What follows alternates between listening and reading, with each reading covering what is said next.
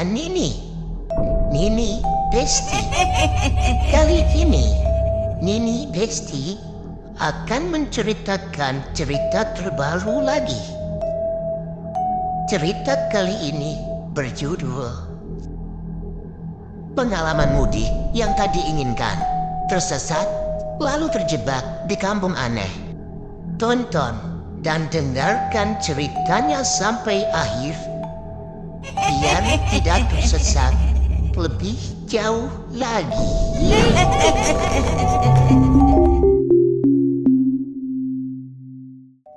Pengalaman mudik yang tidak diinginkan. Tepat 3 hari sebelum memasuki bulan puasa, Amar dan Jaki memutuskan untuk pulang dari tanah rantauan. Karena memang sudah 2 tahun lebih mereka tidak pernah pulang saat lebaran. Jadi ketika tahun ini ada kesempatan, mereka pun langsung memilih untuk pulang lebih awal agar bisa berkumpul bersama keluarga di bulan puasa hingga lebaran tiba. Rencananya mereka akan pulang dengan menaiki motor.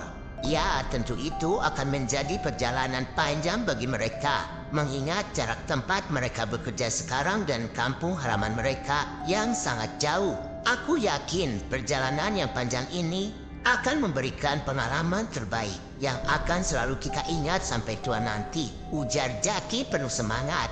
Ya, siapa tahu kita bertemu jodoh di perjalanan nanti. Bosan juga kan sendiri mulu, pengen juga punya bini, sahut Amar disambut gelak tawa oleh Jaki yang masih asik mempersiapkan barang-barang bawaannya. Malam itu mereka sengaja untuk tidur lebih awal, karena pagi-pagi sekali mereka berdua akan segera berangkat menuju kampung halaman.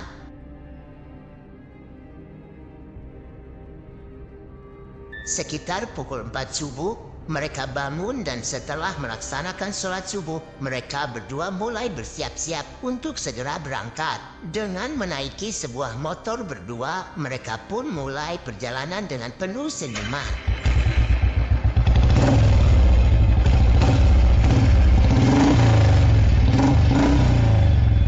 Kalau capek bilang ya Mar, kita gantian bawa motornya, ujar Jaki yang berada di belakang. Siap. Ini kita sambil cari warung dulu ya. Bawa sarapan biar gak masuk angin, jawab Amar. Iya, sekitar pukul 8 pagi mereka pun menemukan jajaran warung makan yang sudah pada buka. Mereka singgah di salah satu warung tersebut untuk mengisi perut. Ibu-ibu pemilik warung dengan ramah melayani keduanya. Mau kemana? Tanya si ibu. Mau pulang kampung bu? Jawab Amar dan Jaki bersamaan sambil tersenyum. Oh, semoga perjalanannya lancar dan selamat sampai tujuan, ujar si ibu tersenyum. Amin bu, terima kasih. Setelah pesanan datang, mereka berdua pun langsung menyantapnya. 2 piring nasi kuning yang masih hangat dan lauk masak habang ikan haruan itu sangat enak sekali. Bahkan Jaki sampai meminta tambah nasi dan lauk pada si ibu pemilik warung. Selesai makan dan bayar, mereka berdua kembali melanjutkan perjalanan. Kali ini Jaki yang menggantikan Amar membawa motor. Tak terasa, hari sudah hampir gelap. Perut keduanya pun mulai terasa keroncongan. Namun sedari tadi mereka belum juga menemukan pemukiman warga atau warung makan yang bisa disinggahi. Lapar Ki, ujar Amar. Sama Mar, tapi ini kok aneh ya? Gak ada warung makan apa? Tak lama kemudian mereka melihat ada pencahayaan di depan. Tampaknya di situ ada warung yang buka di tengah jalanan sepi tersebut. Itu warung Mar, kita singgah ya? Iya. Jaki memelankan laju motornya.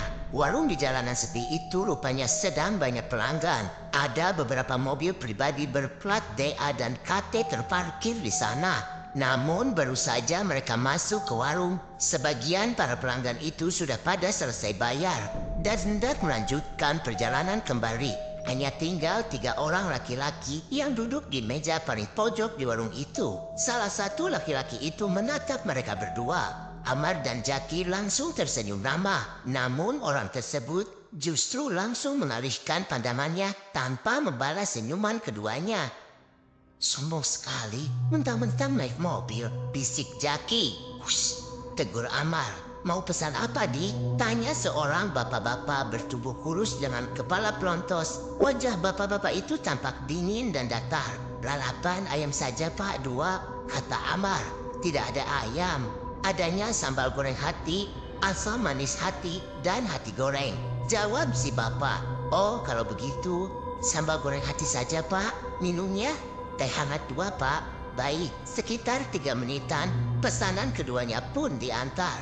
Sudah lama jualan di sini pak? Sudah 15 tahun. Wah, lama juga ya pak. Ini warung satu-satunya ya pak di daerah sini? Iya, 2 tahun lalu ada warung di ujung jalan sana, tapi sudah tidak pernah buka lagi, ujar si bapak. Lalu berlalu pergi meninggalkan meja keduanya. Ini kita sudah di daerah mana sih Ki?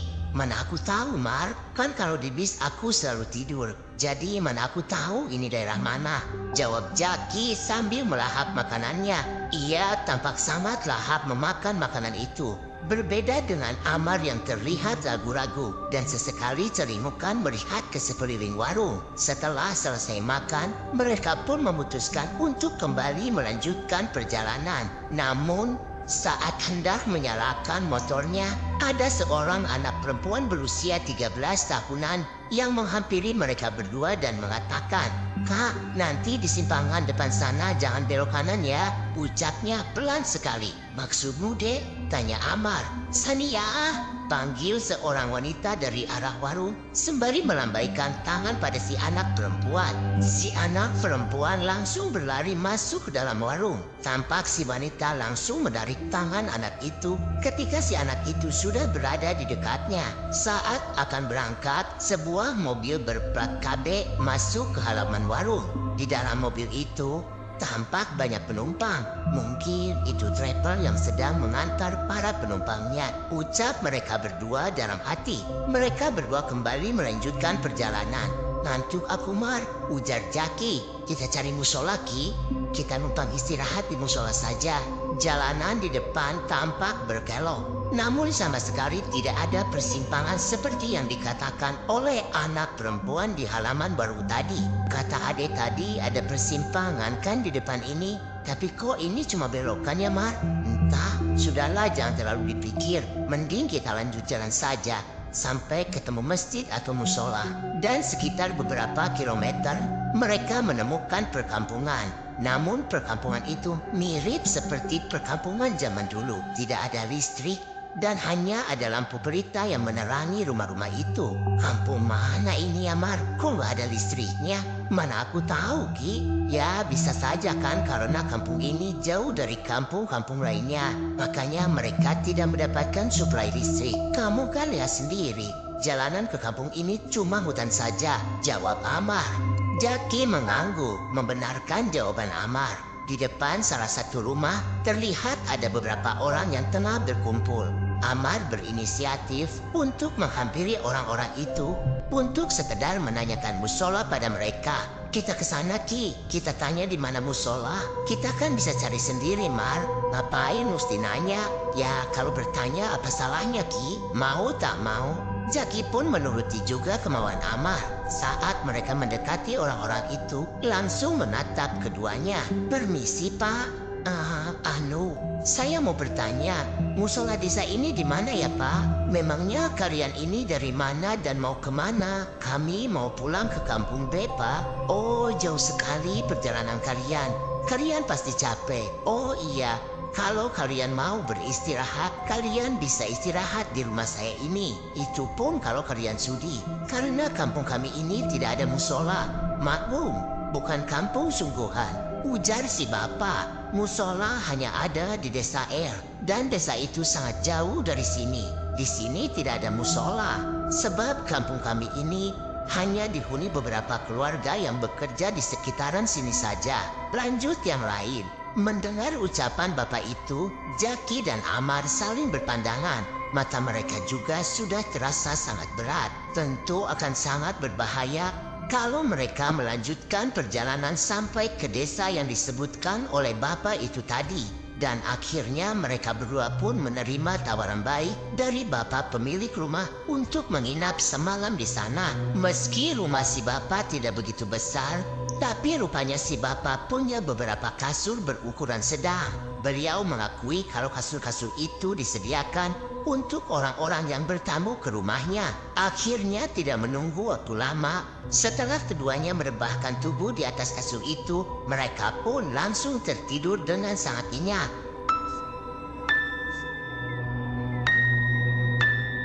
Saat mereka bangun, rupanya hari sudah pagi dan dari arah dapur terdengar suara alat-alat makan yang saling beradu.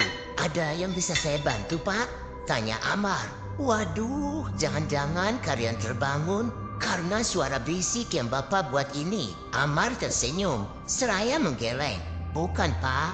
Kami memang sudah bangun. Segar rasanya badan setelah tertidur beberapa jam," ujar Amar. "Wah, syukurlah kalau begitu.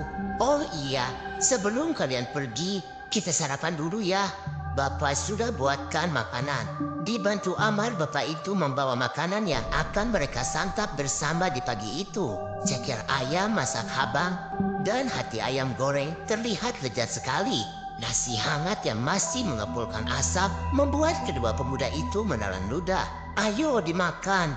Makan yang banyak ya kalian berdua," ujar si bapak dengan ramah. Setelah selesai makan, mereka berdua pun kembali bersiap-siap untuk melanjutkan perjalanan. Si bapak mengantarkan kepergian mereka dengan wajah tersenyum. Sepanjang jalan kampung itu tampak berkabut. Namun baru 1 kilometer meninggalkan kampung tersebut, tiba-tiba motor yang mereka kendarai mendadak mati.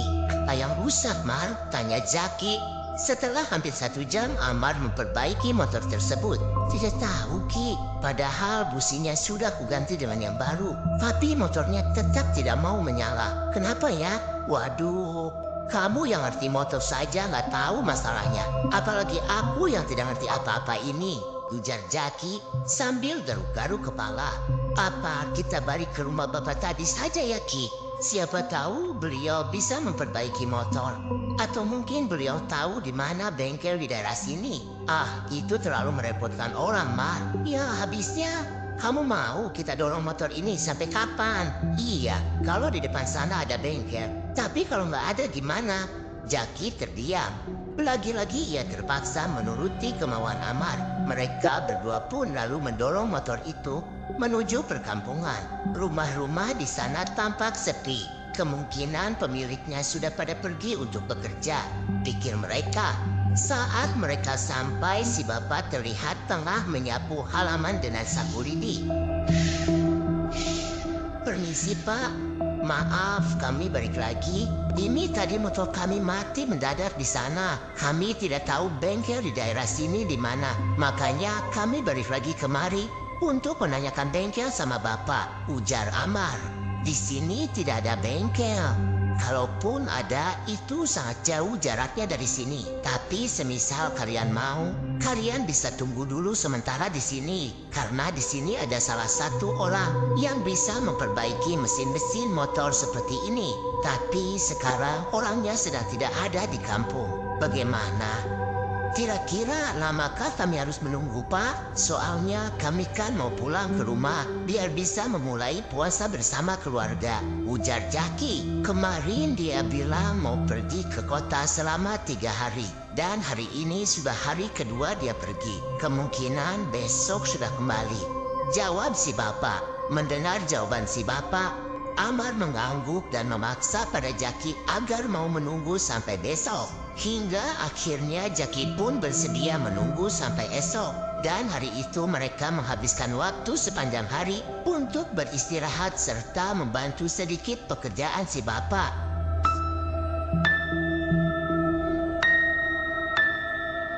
Dan malam harinya, mereka diajak oleh si bapak untuk ke sebuah acara pernikahan yang terasa aneh bagi Jaki. Bagaimana tidak, sebab di acara pernikahan pada umumnya, wajah para tamu pasti terlihat bahagia dan menikmati acara dengan bercanda ataupun bergosip. Sangat berbeda dengan wajah para tamu di acara malam itu, yang malah terlihat sangat datar. Dan mereka semua mengikuti acara tersebut tanpa berbicara satu sama lain. Namun berbeda dengan Jaki, Amar tampaknya sangat menikmati acara tersebut. Bahkan ia sempat memisahkan diri dari Jaki Begitu ia melihat seorang gadis cantik yang tampak curi-curi pandang terhadapnya sedari tadi. Setelah didekati, gadis itu ternyata sangat ramah dan lembut sekali tutur katanya. Dia juga memperkenalkan diri dengan nama Ima dan mengaku tinggal di kampung itu bersama orang tuanya. Dengan sikapnya yang lembut dan terbuka, membuat Amar menjadi semakin tertarik pada gadis itu. Keduanya juga sangat akrab dalam waktu sebentar saja. Bahkan tampaknya Amar sudah jatuh hati pada gadis itu sejak pandangan pertama, dan begitu pun juga sebaliknya. Oleh Ima, Amar langsung diperkenalkan pada kedua orang tuanya di malam itu juga, yang ternyata menyambut hangat kehadiran Amar. Aneh, Komar, baru bertemu sekali malah sudah kenalan sama orang tuanya. Memangnya kamu mau langsung nikah sama dia? Ujar Jaki. Ya, kalau ada jodoh tentu aku mau.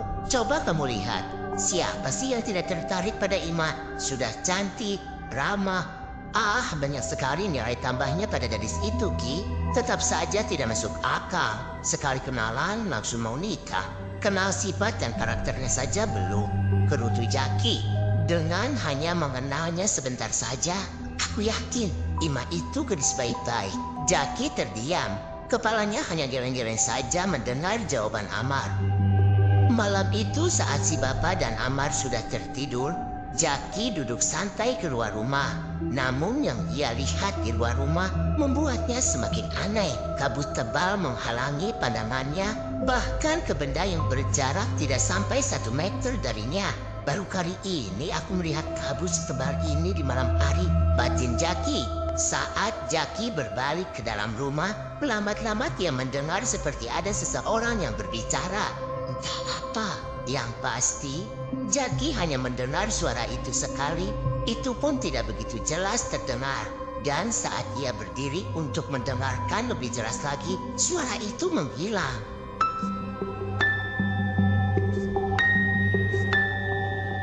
Keesokan paginya ketika Jaki bangun, Amar sudah menghilang dari rumah. Jaki sampai mencari ke sana kemari, namun Amar tidak juga ditemukan. Maaf, Pak, Bapak tahu di mana teman saya? Tanya Jaki pada si Bapak yang sedang memasak di dapur. Si Bapak terdiam sejenak, lalu kemudian ia menggeleng. Tidak tahu. Memangnya di dalam tidak adakah? Ujarnya balik bertanya. Tidak ada, Pak. Tidak mau menyerah, Jaki lantas mencari Amar di sekitar kampung.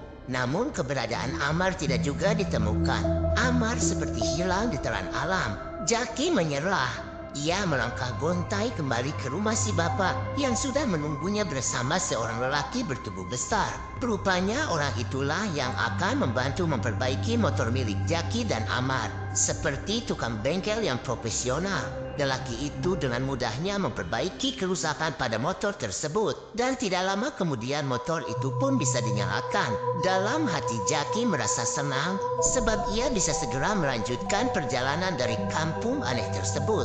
Namun di sisi lain, ia tidak bisa pergi seorang diri dengan meninggalkan Amar yang tidak diketahui keberadaannya saat ini. Dengan menaiki motor tersebut, Jaki berusaha mencari Amar keluar dari kampung. Barang-barang bawaannya juga terpaksa ia tinggal di rumah si Bapak. Hanya dompet berisikan uang dan KTP yang ia bawa saat itu. Karena memang niatnya Jaki hanya untuk mencari Amar keluar dari kampung. Jaki dan motornya menerobos kabut yang lagi-lagi sangat tebal. Ada bebauan mirip bunga melati juga di sepanjang jalan. Semakin jauh ia meninggalkan kampung itu, maka kabut di jalanan juga semakin menipis, lalu kemudian menghilang. Suasana di jalan itu sangat berbeda dengan suasana di perkampungan tempat Jaki dan Amar menginap. Rasa gerisah di dada Jaki pun langsung mereda. Begitu ia menghirup udara yang ia rasa sangat segar. Tapi rasa leganya langsung berubah panik begitu ia teringat akan Amar. Dan rasa paniknya itu bertambah begitu Jaki tidak bisa lagi menemukan perkampungan tempat Amar menghilang. Sudah berkali-kali ia bolak-balik di jalan yang sama untuk menemukan perkampungan itu, namun tetap saja perkampungan itu seolah menghilang dalam sekejap. Hingga akhirnya ketika matahari mulai terbenam, Jaki pun pasrah. Suara klakson terdengar nyaring dari arah belakang. Perlahan mobil tersebut memelankan lajunya dan si sopir langsung menyapa Jaki. Mau kemana, Dik? Tanya lelaki yang kira-kira usianya saat itu sekitar 40 tahunan. Saya kehilangan teman saya saat kami menginap di kampung. Jaki tidak pernah tahu nama kampung itu dan ia juga tidak pernah bertanya pada si bapak pemilik rumah tentang nama kampung tersebut. Ya, saya tidak tahu nama kampungnya, tapi saya yakin kampung itu ada di sekitaran jalan ini. Setahu saya tidak ada kampung di daerah sini. Kamu yakin itu kampung manusia? Perasaan Jaki menjadi tidak karuan. Apa yang dirasakan Jaki selama berada di kampung itu kini sepertinya mulai terjawab. Maksudnya, sudah 15 tahun saya bolak-balik melewati jalan ini. Dan yang saya tahu, di daerah sini tidak ada perkampungan. Jalanan ini memang dikenal angker karena seringkali para pengendara roda 2 ataupun roda 4 mengalami kecelakaan di daerah ini. Mau itu kecelakaan beruntun ataupun kecelakaan tunggal. Seringkali terjadi di sini. Jaki terdiam. Ia masih menuntun motornya yang kehabisan minyak akibat bolak-balik mencari kampung yang ia dan Amar singgahi itu. Saya punya stok minyak di belakang. Kamu bisa isi motormu dengan minyak itu. Sementara untuk sampai ke kampung saya, ujar orang itu menawarkan. Tapi teman saya bagaimana? Nanti kita minta bantuan sama orang-orang di kampung saya. Kita cari temanmu itu. Semoga dia masih bisa bertahan. Mendengar ucapan orang itu, Jaki mulai berpikir yang tidak-tidak tentang Amar. Jangan-jangan Amar sudah mati.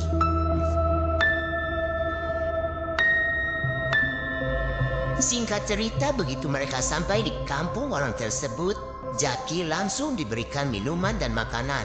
Bahkan ia juga langsung dipertemukan dengan seorang ketua kampung untuk sekedar dibersihkan dirinya agar tidak diikuti makhluk halus penghuni kampung yang tak kasat mata. Dan pencarian terhadap Amar pun mulai dilakukan oleh warga kampung yang dipimpin oleh sang ketua. Sepanjang jalanan itu mereka telusuri. Sebagian orang ada yang sambil memukul-mukul nyiru, banci dan alat-alat masak lainnya. Namun hingga pagi menjelang, Amar tidak juga ditemukan. Karena warga sudah kelelahan, terpaksa pencarian pun dihentikan untuk sementara waktu dan akan dilanjut sore nanti. 3 malam sudah berlalu, tapi pencarian terhadap Amar terus dilakukan. Beberapa warga sudah pasrah dan berhenti untuk ikut mencari. Hingga yang tersisa dan masih terus melakukan pencarian hanya beberapa orang saja, termasuk ketua kampung dan lelaki yang pertama kali menolong Jaki. Pada malam keempat saat itu hujan disertai guntur, yang membuat pencarian terpaksa dihentikan. Namun ketika mereka akan pulang, ketua kampung melihat seseorang yang berjalan sempoyongan dari arah hutan. Dan begitu disenter, rupanya itu adalah Amar. Tanpa babi bu lagi, Jaki langsung berlari menghampiri Amar yang terlihat begitu linglung. Amar tampak pucat, wajahnya seperti menampakkan ketakutan. Bahkan ia hampir berteriak begitu melihat Jaki. Dan ketika ketua kampung memapahnya, barulah Amar menjadi sedikit lebih tenang. Tubuhnya gemetar dan ada lendir berbau aneh hampir di seluruh badannya. Amar dibawa ke kampung dan diobati luka-lukanya. Ia juga diberikan air doa, dimandikan agar terbebas dari pengaruh makhluk halus yang membawanya tersebut. Meski sudah dimandikan dan diberi air doa, tapi Amar masih belum sepenuhnya sadar. Ia masih seperti orang melinglung. Bahkan terkadang ia menangis tiba-tiba dan ketakutan. Ia juga masih belum mau menceritakan apa yang sebenarnya dia alami pada saat ia menghilang hari itu. Dan karena keadaan Amar yang masih seperti itu, perjalanan mudik mereka berdua tertunda dan harus menunggu sampai Amar benar-benar pulih kembali. Akan tetapi ada satu hal yang rupanya masih belum disadari Jaki, yakni perbedaan waktu antara manusia dengan jin. Rupanya mereka sudah cukup lama menghilang. Bahkan saat itu Ramadan sudah lama berakhir. Hal itu terungkap ketika Jaki menanyakan tanggal dan bulan saat mereka menemukan Amar.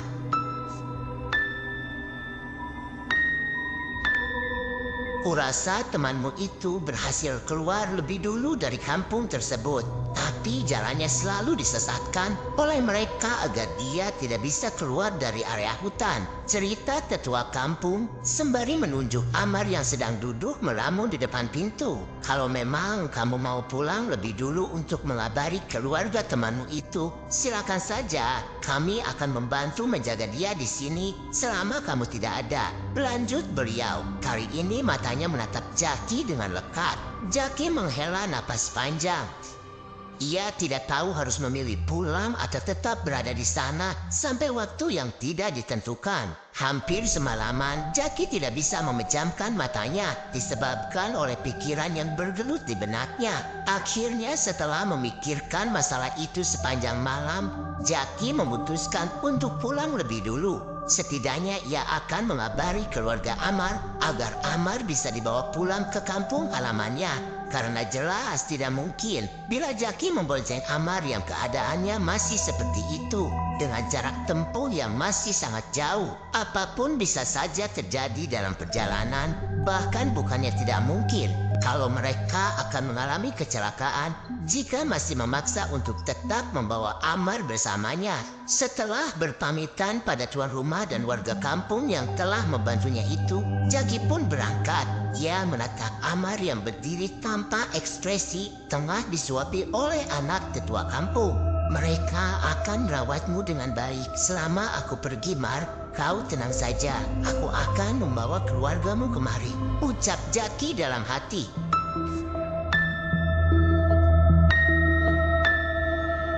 Perjalanan sedikit lambat dari perhitungan, sebab Jaki tidak mau meneruskan perjalanan pada malam hari.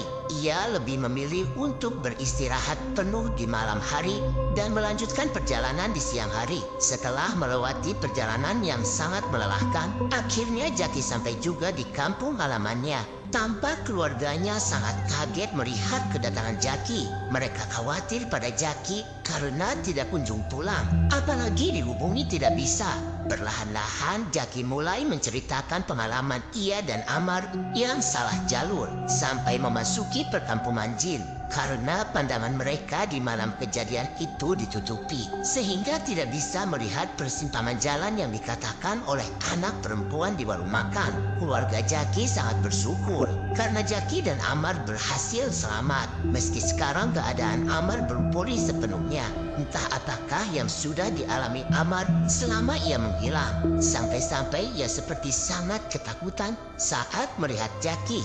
Keesokan harinya Jaki ditemani orang tuanya mendatangi rumah keluarga Amar. Di hadapan keluarga Amar itu, Jaki menceritakan semuanya yang terjadi. Bahkan saat sebelum mereka memulai perjalanan, Amar termakan perkataannya sendiri. Harusnya sebagai orang perantau dia tahu dan paham betul tentang pantangan berbicara sesumbar, ujar Holik yang merupakan kakak tertua Amar. Jaki terdiam. Ia baru ingat dengan perkataan Amar yang dimaksud oleh kakaknya tersebut. Ya, Amar pernah berkata bahwa ia malas sendiri terus dan ia sangat berharap bertemu jodoh dalam perjalanan. Dan sekitar 3 hari kemudian, rombongan keluarga Amar yang ditemani Jaki pun berangkat menuju ke kampung yang telah menolong mereka berdua. Sesampainya di kampung itu mereka disambut dengan baik oleh warga di sana, terutama keluarga tetua kampung dan orang yang pertama kali menolong Jaki. Amar masih linglung. Namun begitu ia melihat Holly, wajahnya terlihat sangat ketakutan. Tubuhnya bahkan sampai gemetar. Holly tersenyum, aneh saat melihat Amar. Sepertinya ada sesuatu yang tidak beres terjadi. Di kampungnya, Holik memang dikenal sebagai orang yang paham dengan hal-hal seperti itu. Karena selain menjadi guru kuntau, Holik juga merupakan orang yang masih mempelajari ilmu-ilmu mistis. Didekatinya Amar, ditepuknya pundak sang adik. Lalu kemudian dengan tiba-tiba Amar langsung muntah. Ia memuntahkan semua isi perutnya yang berupa nasi bercampur cairan kehitaman berbau busuk. Setelah muntah, tubuh Amar langsung lemas. Ia jatuh dan langsung dipeluk sang kakak. Kepala adiknya ia pijat-pijat dengan lembut. Singkatnya setelah beberapa jam, Amar pun terbangun. Wajahnya yang sebelumnya pucat, kini mulai beransur-ansur segar. Jaki, ujar Amar, untuk pertama kalinya setelah ia ditemukan. Ya Mar, ini aku, Jaki. Kau masih hidup ataukah aku yang sudah mati? Mendengar pertanyaan dari Amar, Jaki mengerutkan keningnya. Aku masih hidup, Mar. Kau juga masih hidup. Kita semua yang berada di sini masih hidup. Syukurlah. Memangnya ada apa, Mar? Malam itu kamu terserang penyakit aneh, Ki. Bahkan bapak pemilik rumah itu pun sampai tidak berkata-kata saat kamu terkena penyakit itu. Tubuhmu kejang-kejang, darah terus mengalir dari mulutmu. Oleh si bapak, aku diperintahkan untuk tetap menemanimu di rumah. Sementara dia pergi untuk mencari pertolongan dari warga lain. Tapi baru sebentar saja bapak itu pergi, sesuatu yang buruk terjadi padamu. Cerita Amar terhenti. Bibirnya tampak gemetar saat akan melanjutkan ceritanya lagi. Aku melihat sendiri bagaimana bola matamu membesar dan pecah. Kulit wajahmu hancur dan meleleh seperti lilin yang terkena api, Ki. Suara retakan tulangmu yang membuatku ngilu terdengar dengan sangat jelas. Aku ingat perkataanmu saat itu. Kamu bilang, sakit Mar, tolong aku. Tapi aku tidak tahu harus berbuat apa. Aku tidak bisa menolongmu, Ki. Aku hanya melihatmu kesakitan. Hingga akhirnya kamu tidak lagi bergerak, Ki. Kamu mati. Jaki menggaruk-garuk kepalanya setelah mendengar cerita dari Amar. Ia tidak tahu apa yang sebenarnya dialami oleh Amar. Tapi dari ceritanya itu sangat jauh berbanding dengan apa yang dialami oleh Jaki. Jaki tidak bisa berkata apa karena apa yang diceritakan Amar itu sama sekali tidak terjadi padanya. Yang Jaki tahu saat itu Amar menghilang di pagi hari sebelum ia bangun dari tidurnya. Namun walau terdengar membingungkan, Jaki tidak membantah sedikit pun cerita tersebut. Dia lebih memilih untuk mendengarkan dan membiarkan Amar menceritakan apa yang ia alami pada hari dia menghilang. Dan bagaimana bisa kau berada di hutan selama beberapa hari? Tanya Jaki akhirnya. Amar terdiam. Ia berusaha mengingat kembali apa yang terjadi selanjutnya setelah kematian Jaki. Aku tidak begitu ingat setelah kematianmu. Semuanya jadi samar-samar di ingatanku, Ki. Tidak apa-apa, yang penting sekarang kamu sudah ingat dengan kami semua. Ujar Oli. Setelah kejadian itu, Amar maupun Jaki memutuskan untuk tidak pergi merantau lagi. Mereka berdua lebih memilih untuk bekerja serabutan dengan penghasilan kecil di kampung halaman ketimbang harus pulang pergi merantau ke daerah lain. Dan kebaikan para warga kampung yang telah membantu Jaki mencari Amar itu tak pernah mereka lupakan hingga nanti.